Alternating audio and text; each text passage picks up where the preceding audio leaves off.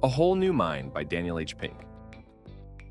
You're sitting at your desk, fingers flying across the keyboard. Another report done, another email sent. You feel productive. But then it hits you.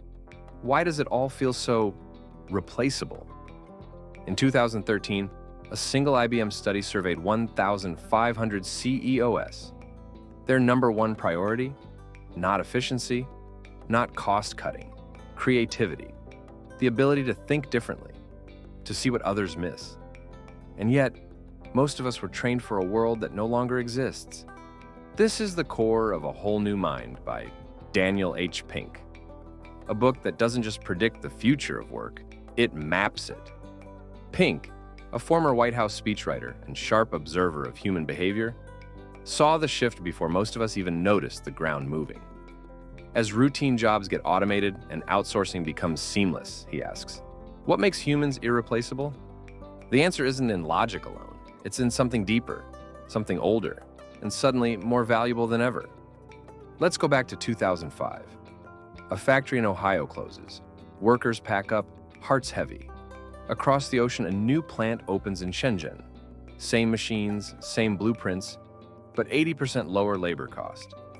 Meanwhile, in a quiet design studio in San Francisco, a team sketches a new kind of phone. Not faster, not cheaper, but beautiful, intuitive, human. That phone, the iPhone. And its success wasn't due to spreadsheets. It was born from feeling, from art, from a mind that asked, what would make someone fall in love with the machine? Pink calls this the shift from the information age to the conceptual age. We spent decades valuing the left brain, analytical, logical, sequential, the kind of thinking that powers algorithms and balance sheets. But now, automation handles that. AI writes code, bots answer customer service calls. So what's left? The right brain. Not literally, our brains don't work in such neat halves. But metaphorically, Pink uses right brain thinking to describe what machines can't replicate. Empathy, storytelling, synthesis, meaning. He calls these 6 essential senses: design, story, symphony, empathy, play, meaning. Let's unpack them, not as a list, but as a journey. Take design. You've seen those hospital waiting rooms. Fluorescent lights, beige walls, plastic chairs. Efficient? Sure. Healing? Not even close. Now imagine a pediatric clinic in Sweden. Walls painted like forests. Ceiling panels that look like skies with drifting clouds. Lights that mimic sunrise. Kids don't just feel better, they heal faster. This isn't decoration, it's intentional design. A fusion of beauty and function. And it's not a luxury, it's becoming a necessity. Companies get this. Apple didn't dominate by making the cheapest gadgets. They made the ones you want to touch, that feel right in your hand. But design isn't just about looks, it's about experience, which brings us to story. Think of 2 resumes. One lists, managed team of 12.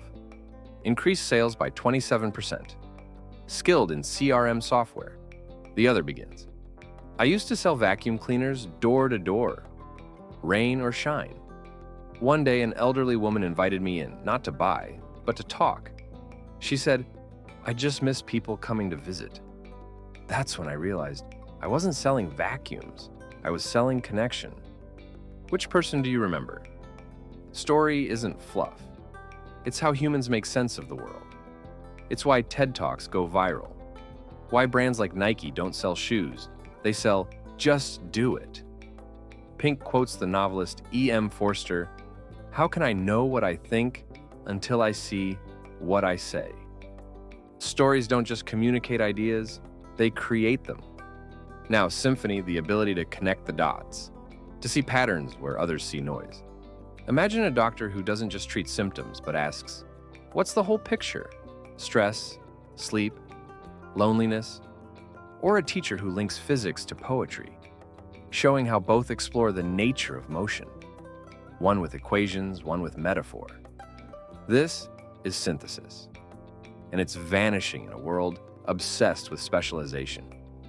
But here's the irony. The more complex the world gets, the more we need generalists.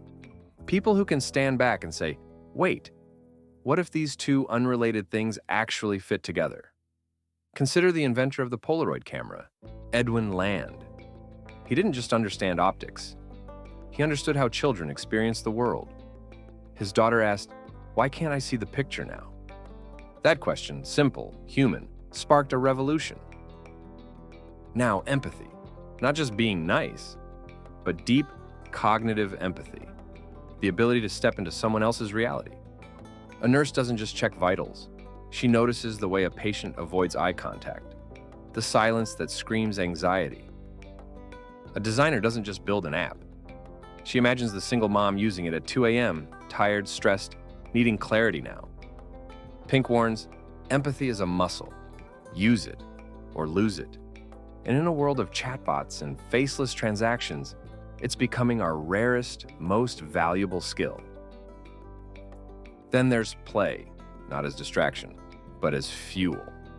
Google's 20% time letting employees work on passion projects led to Gmail and AdSense. Pixar doesn't just allow play, it architects it. Hallways are wide to force chance encounters. Offices are filled with toys, not to be childish, but to keep the mind light, curious, open. Laughter isn't the opposite of seriousness. It's often its precursor. And finally, meaning. In the 1990s, a man named Randy Pausch gave a lecture at Carnegie Mellon. He was a computer science professor. But his talk wasn't about code. It was called The Last Lecture. He had terminal cancer. And in that hour, he didn't talk about legacy. He talked about childhood dreams, about brick walls as proof you really want something, about enabling others' dreams. Millions watched, cried, changed their lives. Why? Because meaning isn't found in what we do. It's found in why. Pink argues we're moving from a world where the question was, does it work, to is it worth it? From how much does it cost, to what does it mean? And here's the twist. These 6 senses aren't soft skills. They're survival skills. Look at the data. Art therapists, yoga instructors, UX designers, narrative medicine specialists. These jobs didn't exist 30 years ago. Now they're booming. Meanwhile, accountants, paralegals, even radiologists, tasks once considered safe, are being automated. Not because humans are bad at them, but because machines are better. So what do? We don't abandon logic. We elevate it. Pink doesn't say stop thinking. He says think differently. Use data, but wrap it in story. Solve problems, but design the experience. Master your field, but connect it to others. And here's a personal moment. I once spent weeks preparing a presentation. Charts data, flawless logic. I delivered it. Silence. Then I tried again. Same content, but opened with a story about my dad, a mechanic who taught me that every machine has a person behind it. Same facts, different frame.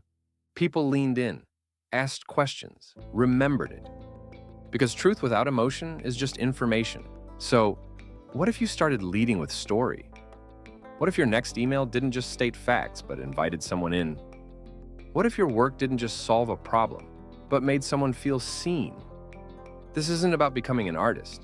It's about becoming more human in a world that's rapidly automating everything else. The future doesn't belong to the person who can answer the test question. It belongs to the one who can reframe the question itself. So here's the challenge. Pick one of the 6 senses. Just one. This week, practice it.